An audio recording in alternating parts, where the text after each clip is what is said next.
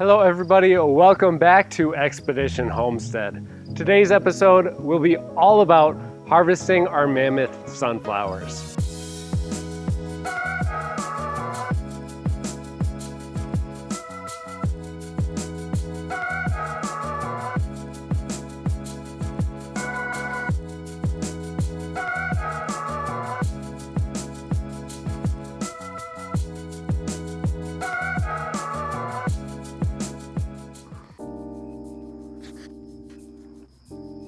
Now, the ones behind me are some of the smaller mammoth sunflowers that we've grown this year, but these ones over here, they're some of the biggest.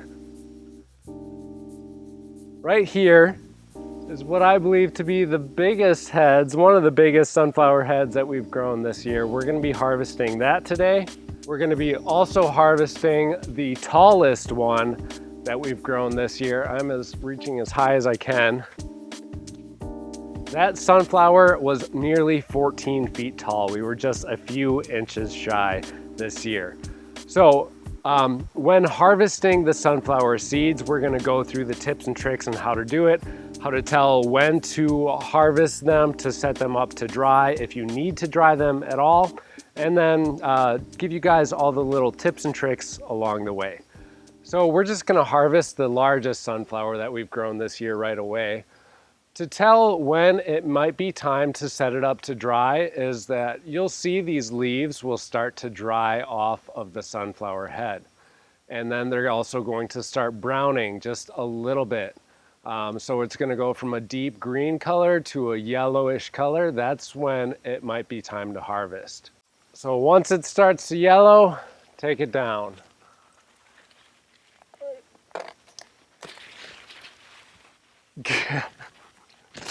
One of the reasons why we want to take our sunflowers down to dry them instead of just leaving them out here to dry, besides just the fact that you're going to have more moisture being outside, is that critters are going to get to it. They're going to get to it and most likely take your seeds from you. So instead of being able to harvest them, it's going to go to nature. So as you saw me just do, once we cut our sunflower off, we will shave the leaves right off of the stem. And then we're gonna do the coolest part of this whole process. Check this out. All of these are actually flowers. There's one flower per seed on this sunflower. So the whole head is actually hundreds, if not thousands of flowers. So if we wanna bring this into our garage or shed, we don't really wanna get these everywhere. So what we'll do,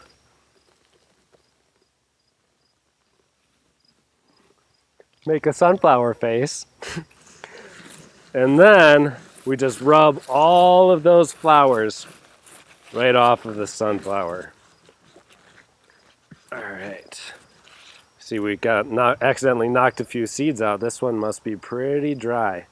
But at this point, we're ready to take it into the shed or the garage. The only restriction as to where you're gonna hang this up is going to be if it's dry or not. Moisture is the enemy in this whole process when drying out the sunflowers. So a garage or a shed, anything like that will be fine as long as your sunflower head is not getting wet. So we've got an example from earlier this year that we harvested and dried out. So I'm going to show you when your sunflower seed is actually dried out and good to go to store for next year's garden or to eat, whatever you want to do with your sunflower seeds. I'll show you an example of what it's going to look like once it's dried out. So this sunflower we hung up in the garage earlier this year and it has completely dried out. We see that all of the leaves around the head, they're all dried out and brown. It's brown on the back side, and then the sunflower seeds will come right out.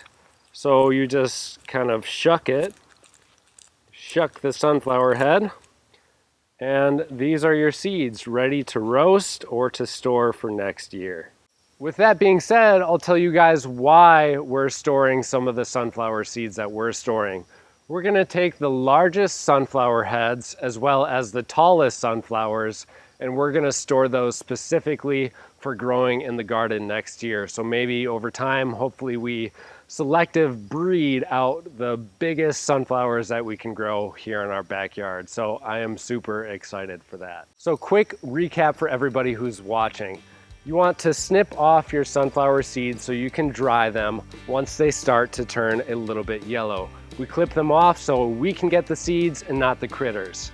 You take off all the flower heads, snip off the leaves of the sunflower head, and then hang it up in your garage until it turns brown and is completely dry. Well, that's really pretty much the entire video. On a recap, I want to thank you all so much for watching today. I hope you're all having a great gardening adventure. Comment down below if you've got any questions or other comments about sunflowers. Maybe you've got some cool sunflower stories of you while you were growing up. I know sunflowers are really a remarkable plant, and I'm sure you guys got some things to say about them. So thank you all so much for tuning in to today's episode. Happy gardening, and we'll see you in the next one.